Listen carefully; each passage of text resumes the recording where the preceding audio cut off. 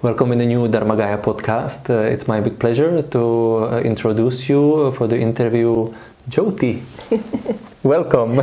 Thank you for having me. Welcome in Prague. It's so beautiful to see you here again.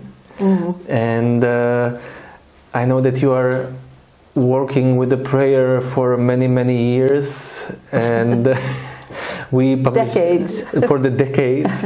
And we published also a very interesting book that I wanted to talk about, but there is much more to introduce to people. Okay. And for the beginning, I wanted to ask, what was on the beginning of your spiritual path? Because I know that you was a psychotherapist and then you became a healer. So what was this call? My elders say I'm walking my 76th year around the sun. Mm-hmm. So it was in my late 30s or middle 30s when I had a big spiritual awakening that took me to the Jung Institute and eventually would take me to India because I had a spontaneous Kundalini awakening that was very strong. Mm-hmm. And it lasted for 13 years before the remaking of this vehicle would settle down so that I could then do the work and serve what needed to be served during these very prophetic times. Mm-hmm. So it was that awakening and some of that work that then I was instructed by Spirit to write and record some of what was happening, because I was told the story would also stimulate and validate other people that were going through such big awakenings, and it would begin to give them a place to find books to read that would validate or help give them guidance and instruction while they were waking into this new vehicle of service. And it was called An Angel Called My Name. Yeah. And my husband Russell and I began coming over here the year after Russia left. So I think we were talking about it with Ivana, like it was probably 1986 when we came, and there was such a spiritual revolution that was happening in this country that it caught our heart and our passion. 1996, no? I guess. No. 86? No. No, we were here long before that. We were almost 10 years before we started opening up our centers called Kayamari in different places around the planet. So, I have to go back because my memory might slip. But it was a year after Russell was completely gone, and President Hubble had been placed in office by the Velvet Revolution, and we were bringing our breathworks called Maya Tree Breathwork, and we were teaching about spiritual emergence and how to go through an awakening process, how to hold it, and how to help others understand it, because it wasn't a psychosis at all, but it could look like one. So we were in the process of training doctors and organizations and helping to establish what we call the Spiritual Emergence Network, which was founded by Stan and Christina Groff. It was actually Christina's vision that initiated the Spiritual Emergence Network. So that's what brought us into Prague, and we've been here ever since. We have family, we have relatives here, we have community here, we have made such deep relations over the years and the generations and families, First there was just the ones that were in their 20s and that we were getting so close with in this work. And then they had families, and now they're having families. So it's wonderful to be with people as life moves through you. What I was so touched when your dad and I spoke about him helping me with the publishing of this book, An Angel Called My Name, was that he took such pleasure in it. I've worked with other publishers. This is not my only book. But it was not at all the same process. Your dad was like helping with the birth of something. I got to have input into the artwork in it, in the way it was formed, in the way it was languaged. I had with the cover, with absolutely everything. I got to be a part of dreaming it and holding it with your dad and with DharmaGaia. And then when it was off the press, he came. I was teaching out in the countryside somewhere, and he came and brought me the book because he was so excited, and I was too. So it was such a special way of publishing material that, and I know that maybe you've expanded since then, but then it was really bringing spiritual seeding of many different lines of prayer and spiritual walks to help people wake up and to stay awake. So I just want to give a big shout out for the work that y'all are doing and have been doing for many decades now, and still going on and flourishing, and I'm very happy to hear that. As well, because it's a blessings going on both ways. And you also opened it was a new edition called New Era, no? And this edition opened up also to some other writers and other interesting teachings from Caroline Myss, from Bonnie Greenwell, from Brett Stevenson, and many others. So it really opened a big treasure of knowledge for the people here. And we are also happy that we released not only the Czech version of An Angel Called My Name, but also the English one, which is, by the way, still available if some people are interested in it, so just go to dharmagaia.cz and you can get it straight. And if you remember the writing of the book An Angel Called My Name, you mentioned a bit of the memories there, but if you would add some more chapters, how it would continue? Because I know it's a continuous process. It is, and it's interesting because the last couple of years, a lot of people are wanting me to write the sequel to this. The first one was really what God does to cleanse us, to reshape us, to help us burn our karma, and to open this temple so that divine presence can step down inside and begin to walk around in this creation and be in service to it and dialogue with it. And then what happened? Where did this vehicle of service, where did it take us? And from my experience looking back on it now, 4 decades later, there was an awakening process. And so there was always a prayer that was getting activated and put in motion, a global prayer that carried a mission with it and had different kind of variances of and diversity to that mission as it grew and as it grew us. So it's wake yourself up. Allow that divinity to open itself up so that your full authenticity can be embodied and you can be fully in service to this time of prophecy.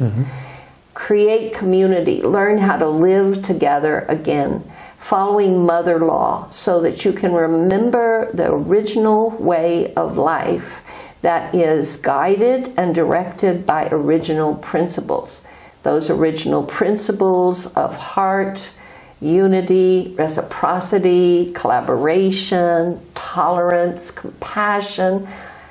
All life is sacred. These are some of the original principles carried by the original people, because the original people were given the instruction with how to care for this creation so it would stay fluid in itself, caring for all parts of itself.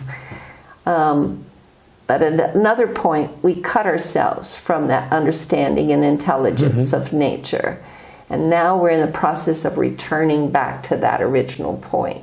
So this prayer came along. The elders, when we were brought into learning about community, we were brought to 160 acres in the Sierra of California, about an hour from Yosemite, was the tabletop at the top of this mountain. And we called our community Kayamari. And our elders found their way up this road, 14-mile logger road, to find us and to begin to initiate us in this original way of life. We formed our community in 1995, and in 1998, the mother came, and her presence was felt by, there were about 80 of us in ceremony. And she came and she said to me, I'm going to give you one of my most precious baskets. And in that basket are some of the original jewels that are lines of prayer that go back to the original times. Do not mix them. Do not change them. Protect and keep them safe. Bring them through the doorway of the millennia and pass them back to me. I have something we're going to do. Now, we didn't understand all that, but eventually those elders would come. They would initiate us in the 5 lines of prayer, these jewels in her basket. Each one of them carried different protocol for ways of life in different parts of the sacred territories of this beautiful Mother Earth. So we were being guided, but we were also being indoctrinated, and we were beginning to remember. So that would eventually bring us to convene through the instruction that we were all getting as a community, the International Council of 13 Indigenous Grandmothers. And that's part of what she wanted to do, was to activate the understanding of how our ancestral wisdom is necessary for this time that we're in.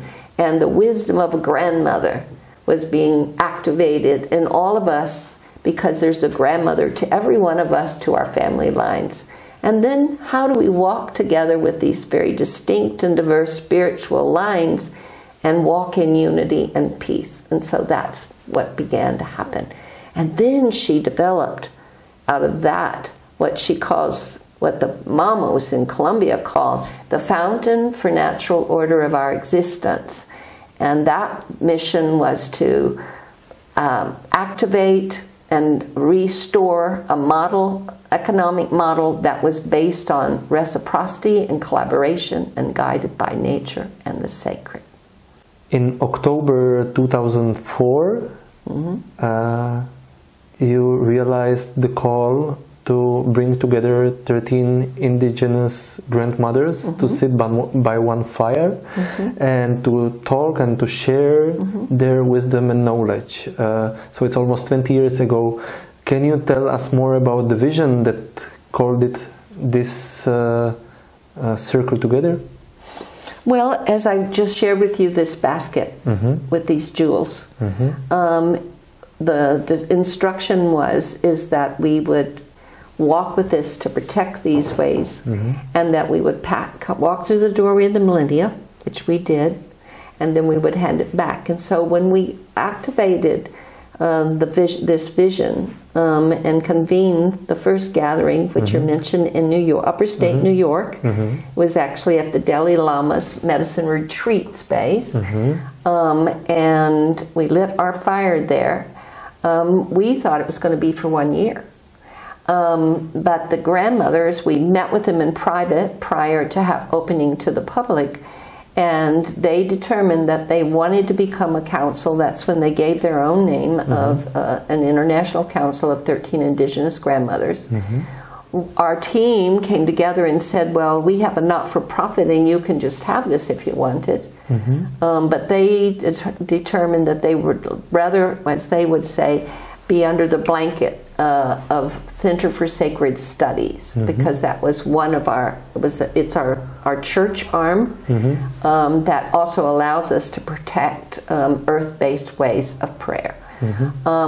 And so we walked with them for a decade, and they had decided that each grandmother would go to their own homeland so that we could all meet, and the culture of that grandmother, her relatives, the language of that grandmother, because the original language is very important for us to protect and make sure it stays here. It has a coding for the earth inside itself. So it's very important. And so that's what we did. We went to each grandmother's home place. It was quite a walk, and the Center for Sacred Studies and our community all came along. And as the ministry program also grew, many of the ministers came to help serve during those times of the gatherings, so that we could really open the door for educating all of us about diversity, the diversity of this creation. Instead of seeing difference as something wrong, it's really embracing that diversity and understanding that we are in a period right now where unification is what we're called to be. That's what I wanted to ask, because all of them are from different traditions, different cultures, different backgrounds, but still within their wisdom you feel that they speak the same language. They do. I mean, it's kind of like the original principles. What I'm learning as they're teaching us about those original principles is that, you know, the original principles of a certain territory come along usually and accompany their creation story. So they're the cosmology of a sacred territory. And those principles then are embodied in different ways according to that culture. And some of those things are universal, right, in their understanding. Or they bring us in always, and when I look at those original principles like we just talked about, unity, heart, collaboration, reciprocity, compassion, tolerance, it's all about the heart.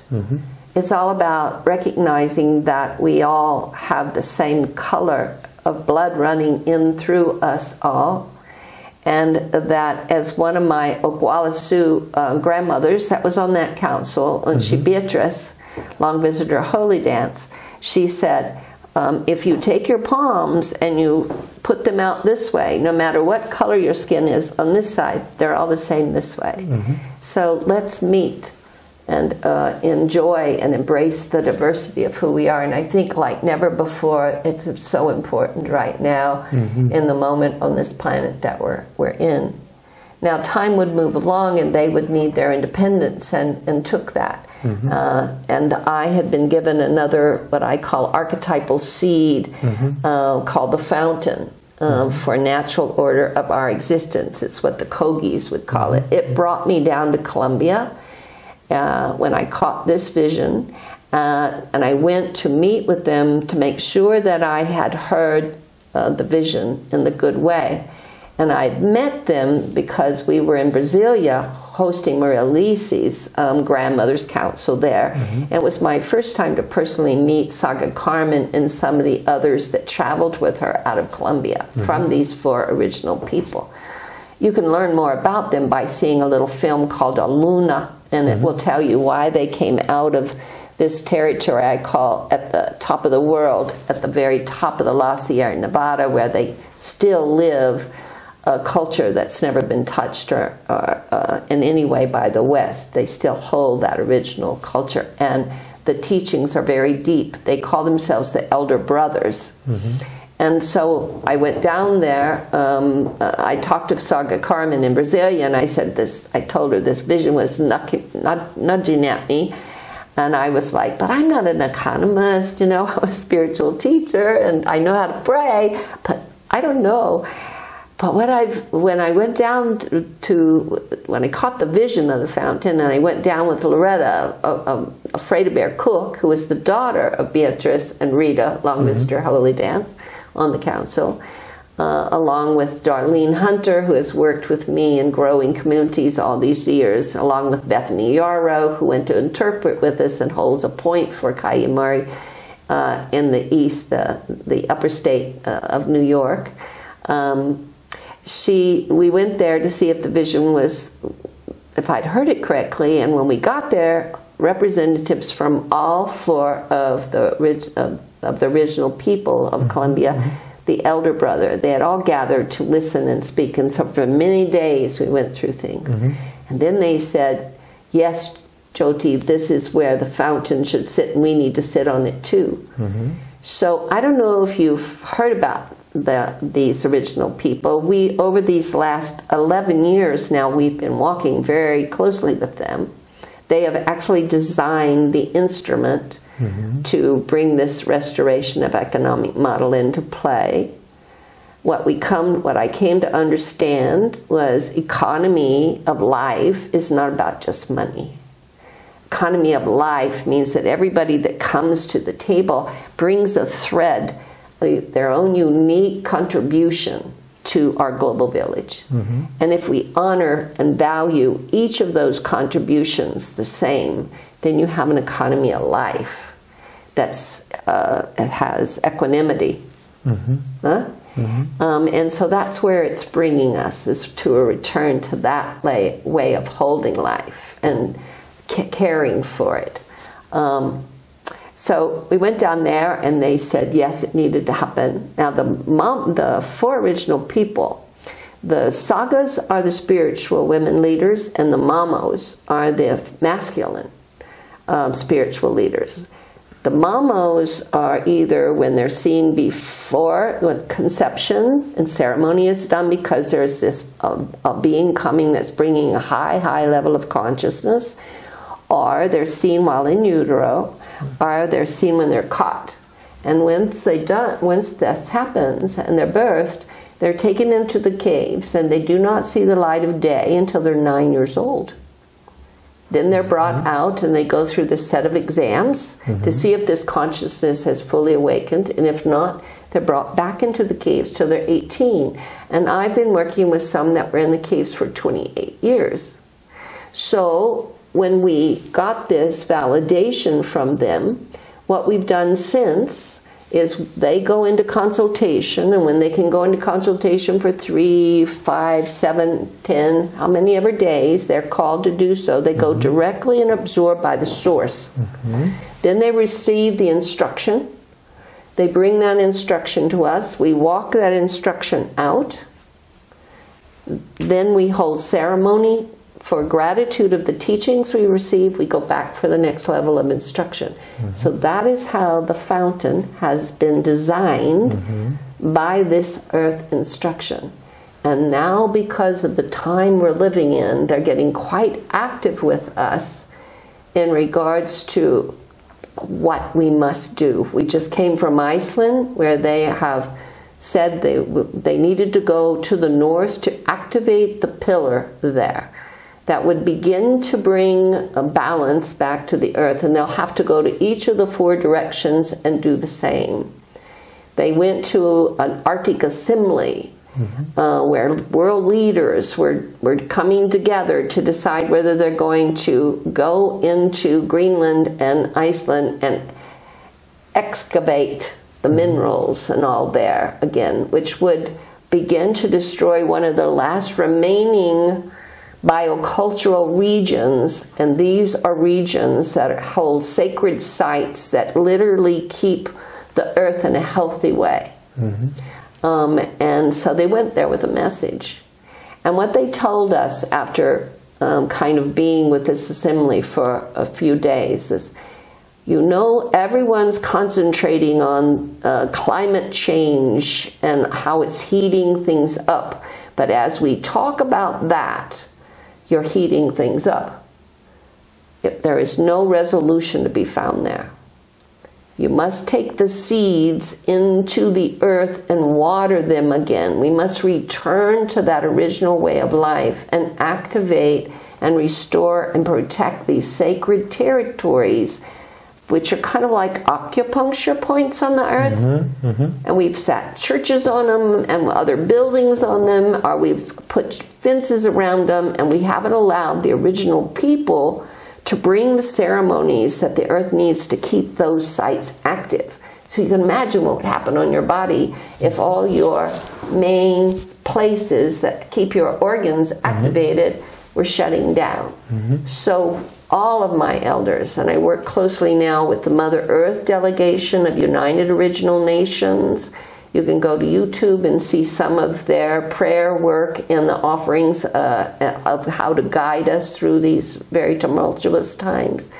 But this is some of the current work, this prayer that was started so long ago, prepared us for, so that we could be ready now to listen to the source of this creation and not question her, not doubt her, but carry her instruction out. So I want to ask you a question. You know, when we have history, we have made relations a long time ago. Something called us together to start doing our work together. and it has only helped wake up more people. And now we're sitting here looking back at 4 decades of work. We're sitting here poised in a moment of chaos on this planet where a lot of people are getting caught in confusion and fear and have no place to go and sit and be still with themselves and know that this creation is in her making time. You have a little girl. And so what do you think her story is about?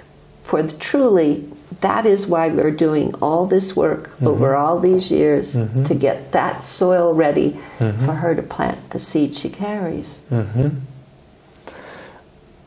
Very good question. It mentions me what you was teaching us about the 7 generations, that what we do is affecting the future and the past as well. And exactly as you said, like many people are confused or shaken up to look for the firmness inside them and to give some meaning to what they are doing and why they are in such a hurry. And I feel big blessings with the life of our daughter, because her purity and her innocence and her courage and also her power and sensitivity is a big teaching by itself. Yeah. And with her moving a bit out of the city to be closer to the soil, to be closer to the forests, is making exact sense where to move on. And we could be in a fear about what's happening in the world, but this is exactly in the reference what you was just saying. The worrying about it is not helping to make the situation better. Is the prayer and is the cooperation and working together. And that was my question, because you was learning about the community and the relationships as one of the most important values that we have here, to work together.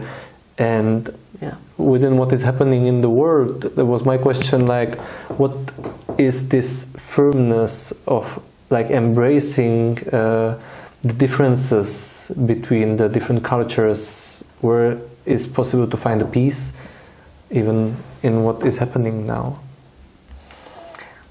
It's a good question. And you know, when I reflect back on what has happened through our community, through each one of us individually, that brought very different and diverse things to both clean and heal from old wars and abuse and dysfunction in our cultures, in our families, that we all came together with a passion that we wanted to step out of this box that was based on a throwaway culture. When I get tired of you, I'll throw you away. When the car gets too old, I'll throw it away. I'll get a new one. It was consuming. You know, when we were in the Amazon jungle, they called the West termite people, because they just eat up. You know, we didn't want our children to live like that anymore. We didn't want to be captured in this box. And we wanted to we didn't know where we're going. We didn't know how we were getting there. But we trusted in something that was very much bigger than us. And now when we look back, we see that she was preparing us one step at a time. And each time we had to break out of the box a little further. Each time we had to choose love or fear. Each time we had to choose whether we were going to stay in our mind or we are going to access intelligence of heart. Each time we took a step, it pushed that challenge further, but always we were met in the same way with ourselves. And we did the work. We were committed to cleaning ourselves and stopping to throw blame and judgment and causing division and split. We were dedicated to that. And it brought us this far. And one of the things was that we reclaimed longevity of relations. We reclaimed a need to walk together with our lives together and not let things break us up, but to maintain the unity of the purpose that had brought us together, that divine intention that had brought us together, and that we still ride the current of. And that has brought us this far. And we all got older, and the babies got bigger, like you. Until you had other babies. So now we're into generations that are walking in a way that listens and dialogues with this creation. We've restored our connection to nature. And when we do that, we become a part of this creation, not lords of this creation. When we do that, we begin to see the value in our diversity, all diversity, and we begin to embrace it and learn from it. Yes, these are prophetic times. In every line of prayer around this planet, there have been prophecies telling about these times. The Kogi gave us a prophecy in 2013. Our communities worked with the Eagle Condor prophecy line all these years. We didn't go to find it. We woke up and we were in it, and we were in service to it and have been. And in 2013, a small group was brought down into Colombia of indigenous elders and spiritual leaders, just a very small group. And they told us about the next level of the prophecy that was opening, that we were going to enter a cleansing time in 2013, that this deep, deep cleansing time it said, the ending will fall into the beginning in 2026. This is 2023. So we are very close to the ending, and as you can tell, as that 13 years started to grow, the intensity of our cleansing is growing also. They said it was important to watch the ending as it fell down, so we would stay informed, but to stay focused on that which was breaking through into the new dawn. And that which was breaking through into the new dawn would be carried by those individuals and organizations and movements based on those original principles we've been talking about. And that is what is giving us our guidance. Our prophecy has prepared us, and now it is instructing us in this moment of the new dawn. When I was in India with my teacher, Dhyan Yogi, who... such a wise and amazing, beautiful being. I've been very blessed to sit with so many that have taught me and passed things to me in that way. But I went on a pilgrimage, and in some of the ashrams and sacred buildings that I would enter, there was a clock. And on this clock, from 12 to 1 would be 2,500 years. From 1 to 2 would be another 2,500. So it would go 26,000 years around this clock. Was a cycle for this mother. And at the very end of that cycle, they call it the Kali Yuga. It's the ending. So it's not, if we can look at this time we're in, not as everything went wrong and who's bad and who caused it and all this blame and guilt that wants to be slung everywhere. If we can just realize the earth goes, all life moves through cycle, and we're in the ending cycle. So let's assist her. She's been through 5 extinctions before. This is her 6th extinction. She's been through that many of these 26,000 year cycle. So we're about to go into that new dawn that will start a new 26,000 year cycle. Can we wake up? Can we assist it? Can we be in service to it? Can we trust her divine plan? That's the deal. This is much bigger picture. With this wisdom, like also with the grandmothers, wanted to ask if I seen in the documentary, because there is a book, that we released also about this gathering of the grandmothers, but also where you continue with this work of the knowledge and of the wisdom. Is there? I seen the Dalai Lama welcomed you in open arms and with understanding, but. It is also in, let's say, the answer from the Vatican wasn't so open-minded, seems like, or are there some institutions or even media or politics or governments somewhere in the world where you see that they are getting open to this bigger picture? Well, the Mother Earth delegation has continued this walk, and Loretta Afraid-of-Bear Cook, who's my sister, and we've walked for the Black Hills ever since we met through the Grandmothers Council and through my relations with her mother, Beatrice Long Visitor Holy Dance, Rita Long Visitor Holy Dance. The Black Hills and the return of the Black Hills is all part of that. In the late 1400s is when the Pope sent over letters to those that were going into all these different countries. They're called the papal bulls. And in these letters, they said, when you enter these countries, you'll find people living there, but they're less than human. And if they choose not to come into the church and let go of their own language and their way, then kill them and take their land. So it was the first time that land became a possession. And that's when we cut ourselves from the understanding of nature. It's when the bad seed, I call it, got planted.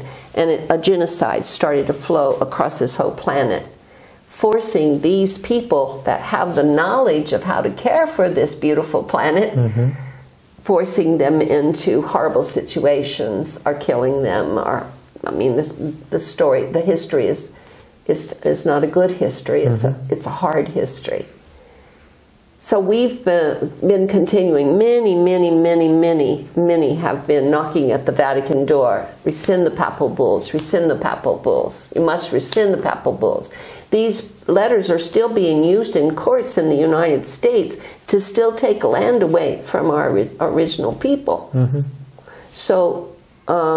We have sent letters down there, and meetings have been held over the last years, which I think from all these different directions, the Pope has been receiving, and he's, in my world, he has a heart that listens. He has an understanding about some of the things that have to be healed, acknowledged, and then healed. And so he went to Canada when they found all these bodies of children that had been killed when they were put in these reservation schools, Catholic schools. And that brought a lot up to the surface, and you must have heard from over here. Then he went to Canada, and he apologized. He apologized for this cruelty. He apologized for this inhumane way of tending to little life, to children's lives, and to their families, and to the villages where they were very happy. They had a very beautiful way of life that we didn't understand, and a wisdom that we still don't understand. And then, most recently, he repudiated the papal bulls, which is the next step he took. So we're still knocking at the door because we say, you must rescind the papal bulls. You must take them out of this story before the healing can come. Then we must hold. We must be willing to have the courage to hold and let our original people voice what has happened, so they and we can all begin to heal. We have training now that has been designed by some of our original people that we're doing collaboration with, so that we decolonize ourselves, because we've all been colonized. So how do we unpack that? How do we look at our language and habits and things that we don't even think about that are really keeping us from our nature and restoring this connection to this intelligence I'm speaking about. So the elders are very busy working to heal this.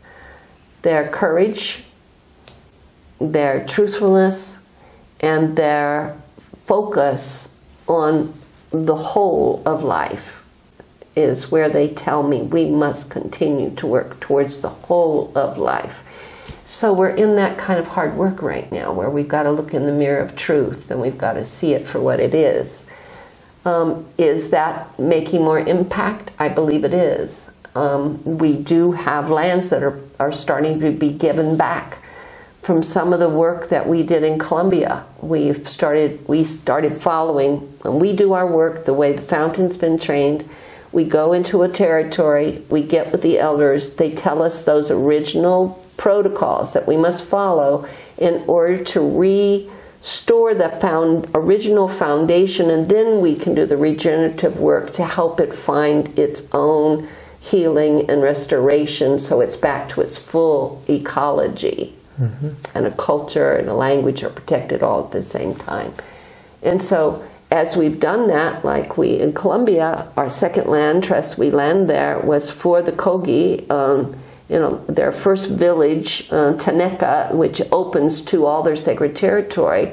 They wanted us to have a secure land trust there so they could have their land back. And then the new president of Colombia, just a few months ago, went into Teneca and said, I'm going to give you your territory back. So this is happening in countries. It's also happening in smaller ways. In our country, we have some lands that have been recently given back. Yes. So there is emotion now with some of this to bring us back into our original story of care for all. And to heal this division, no? Please God. Please God. That's why we're all working as we get into our 70s and 80s and 90s. We're still walking to say, sit down, let's talk. I'd love right now if there was a way that we could say, and what question do you have? Or what insight do you have? Every single one of us. It's like when I go to this Arctic Assembly, I met with some of the ministers there that are going to hold this COP in Dubai just in December. And I said, so they said, how can we listen better? And I said, well, when we go to these kind of assemblies where you're talking about the earth, then everyone should be at the table, and particularly our original people, because they have a solution for this. And they have instruction from the mother herself about how to do this. Because you see, she's going to be fine. It's really a moment of choice for the human race. Are we going to hold on to our comfort? I do want to green this, but I don't want to give up that. We're going to have to really jump out of the box. We're going to have to let go of a lot of things and take care of life again if we want our children's children to have a place in this creation. Yes. That's the moment we're at. While we are looking on the embrace, then divide, we are looking to forgive, then to fight back, while we are looking on this healing, profound, for everybody. What would you inspire the listeners about their daily practice? Because we are challenged by fears, by shadows, by attacks of different energies. What is helping to hold this firmness? I'll give you two. Go. This practice is about water. Water is life. If we start there, things start to shift in our lives. So you get a glass of water and you go out and you face the sun. Every morning it's how you start your day. and you just let your heart pray into this water of gratitude for the day and for the water of life that will help you flow with your presence in this day. Mm-hmm. You can have your family or your puppy dogs or your kitty cats or those that are part of your family. Mm-hmm. Or you can be by yourself. But you start this day, and when you're finished, you give the earth 4 drinks of this water, and your prayer first, 1, 2, 3, 4. And then you take 4 drinks for yourself, and you let your family members drink as well. So you start this day with gratitude and appreciation and an attention on water is life and this creation. The next practice, the mother has said very strictly with me, the main spiritual practice that we must get involved in right now is present moment. You must carry the discipline of the present moment. When you're in the present moment, you're not in your mind. When you're in the present moment, you know, you can imagine what that present moment really feels like when it's fully absorbed you.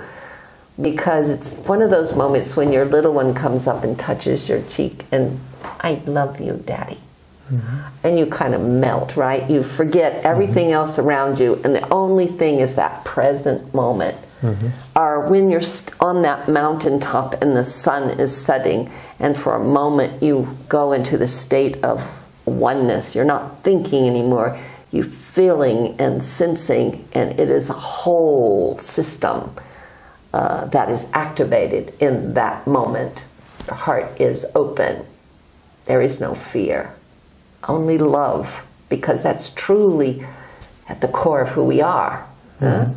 All these other things we put there so we guard ourselves from love. Mm-hmm. But when you're in the present moment, it's fully activated. Mm-hmm. If you're in the present moment and you realize your mind wanted to go run ahead and see where are we going, how am I going to do that? I got a new job, but I don't know what to do. I mean, that's running ahead. That's going to bring the fear back in the present moment. Don't be upset with yourself. Be gentle. Just remind yourself, touch your heart, come back to the present moment. But maybe you're in the present moment and your mind runs back here. It goes back looking, and what it does will bring regret into your present moment. Again, just remember, I'm in the present moment. This is the discipline. When you're disciplined, and you must have discipline, you must have spiritual discipline, you must have like a rudder to the boat in these very chaotic moments that we're in. Mm-hmm. You'll have a challenging time. So this is one of those ways. Present moment. It sounds simple, but I ask you to try it on.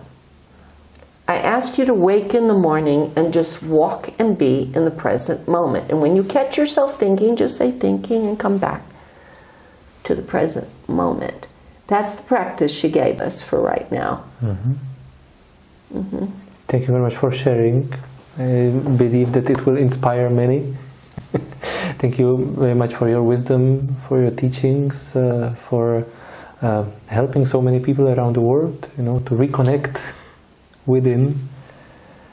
And if they want to know more, they know where to search. Thank you. Well, thank her, because you know, she's the one that loves us so much and is bringing us back to who we are. Human beings. Some of the old people said that in this time of the shift and the turning, that we've been living, the earth is awakening too, you see. Mm-hmm. And she's been living down in these bottom chakras. So we as humans have been learning about our animal instincts of survival. But now they say we're moving into the heart. We're moving into her first moments of ascension. Mm-hmm. We're moving into the place for the first time where human beings will embody themselves. We've just been humans down here. We haven't had the beingness of who we are. And now that is starting to get activated. It will take courage, and it will take a lot of love. But finally it's happening. And we're all part of dreaming the new dream, the awakening of her new cycle. So let's have a little fun. Thank you very much. Thank you. Thank you.